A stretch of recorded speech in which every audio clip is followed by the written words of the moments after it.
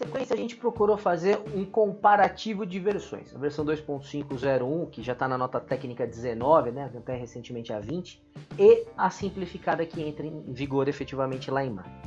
Vamos dar uma olhadinha então, alguns aspectos aí que nos chamam a atenção.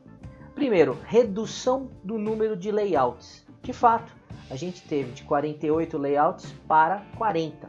8 aí, um número bacana.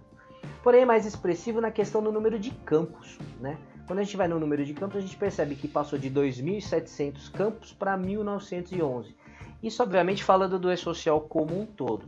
Até porque a gente tem o quê? Todos os setores de atividade econômica estão contemplados no e-social. Então, muitas vezes, se você é rural, você vai estar isento de algumas obrigações, porém, vai ter o aspecto rural, que a indústria, por exemplo, não vai ter, entre outras coisas. Mas, olhando o contexto geral, uma boa queda aí no número de campos. Mas essa redução expressiva se deu, obviamente, por uma questão mais inteligente. Deixa eu utilizar muitos dados que já estão no governo, como, por exemplo, o FAP. Né? Se o FAP é calculado pelo governo e divulgado anualmente, por que eu, empresa, tenho que ir lá lançar novamente? Foi o que eles fizeram. Então, já está aqui dentro, na base do governo, não vou ficar pedindo novamente. Então, tiraram aqui, né? Então, expressiva redução no número, inclusive exclusão de informações cadastrais ou constantes em outras bases de dados, a exemplo do FAP. Ampla flexibilização das regras de impedimento para o recebimento de informações. Então, exemplo, alteração das regras de fechamento da folha de pagamento, pendências geram alertas e não mais erros. Muito parecido aqui com a declaração de imposto de renda. Então, quando a gente está declarando lá todo santo ano, a gente tem o quê? Alguns avisos, né, que o próprio programa nos dá antes de transmitir. E aí você atua em cima desses avisos ou não, né?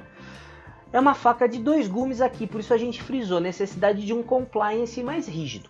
Porque se hoje as travas efetivamente funcionam como tal, né, travando aí, procurando impedir o erro, mas também causando muitos atrasos, aí as questões de DARFs avulsos, né, de retificações. Por outro lado, ela vai obrigar que você tenha dentro de casa um controle desses avisos. Seu sistema de folha de pagamento, por exemplo, vai ter que ter um histórico disso para te permitir gestão, senão simplesmente você vai esquecer dos avisos que foram dados e não vai atuar em cima. E aí você corre o risco de multa administrativa aqui. Facilitação na prestação de informações destinadas ao cumprimento de obrigações fiscais, previdenciárias e depósitos de fundo de garantia. Dentro desse contexto operacional, a gente já detalha um pouco mais lá na frente.